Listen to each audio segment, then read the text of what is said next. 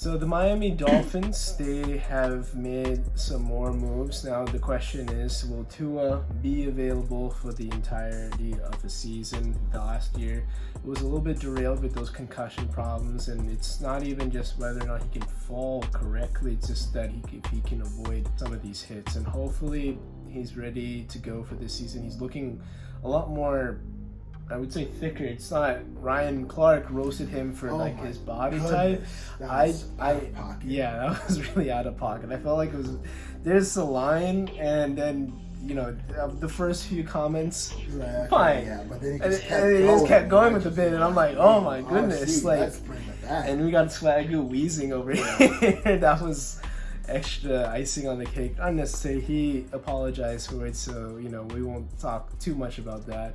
But Tua needs to be healthy at the end of the day, because this offense is just so loaded. It's basically 49ers East in Miami. They have some of the fastest guys you'll ever see, not even just Tyreek Hill and Jalen Waddle. Raheem Mostert is very fast. A-chain. I mean, I did hear he got dinged up, but I hope he's going to be ready to go for the regular season, because that's another piece there. Like, they do another thing like running back by committee. They traded for Jeff Wilson. I think that's a loaded team, and I honestly have them as my favorites to win the AFC East, because defensively they still have a lot of great pieces, and as long as Jalen Ramsey's available for December onwards, and I expect the Dolphins to be competitive football at that point in the season, as long as he's ready from that point onwards, this Dolphins team would be dangerous. They have the pieces to get into a high stakes scoring situation with the Kansas City Chiefs, and then they have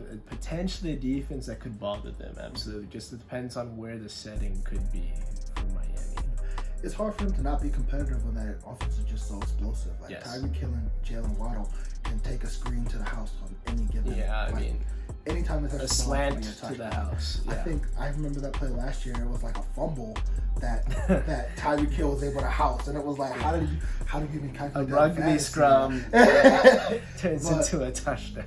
But a lot of defenses, while they're always going to get theirs, a lot of defenses were able to disrupt a lot of their passing concepts and timing towards the end of the year. It just seemed like they just figure them out more and more. I think Fangio being there too is going to be good. No, he didn't make it as a head coach, and that's fine, but he was a hell of a defensive coordinator, and I think that's the comfort, and that's his ceiling in terms of coaching in the NFL. Now he has a lot of great pieces to work with. I felt like he had some pieces in Denver, also just never had quarterback stability. That was probably to his downfall out in Denver, but now he's back with a very talented squad, so I think it's him being responsible for the defensive side of the ball will be big dividends for Miami. But I just don't see their offense being as good as it was last year, because how can they?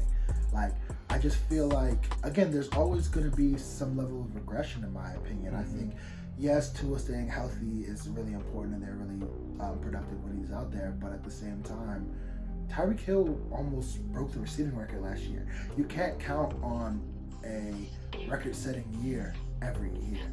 I feel like Jalen Waddle took a step, but every year, how extraordinary can they be? And I think teams are starting to, while you can't stop a bomb against the fastest team in the league, they're a lot more aware. There's more tape. There's more tape exactly. now. So you can counter this. The timing routes are so important to that offense, and a lot of teams have been disrupting their timing, which has made Tua process slower, and those tight window throws have never been his thing.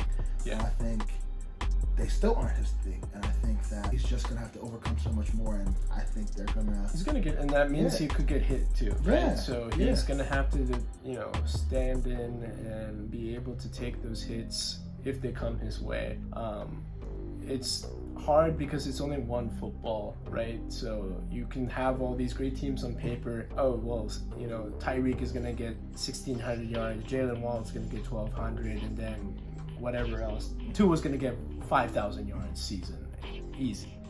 It's not easy to stat. It's not fantasy. It's not Madden. It's great on paper. It just comes down to execution.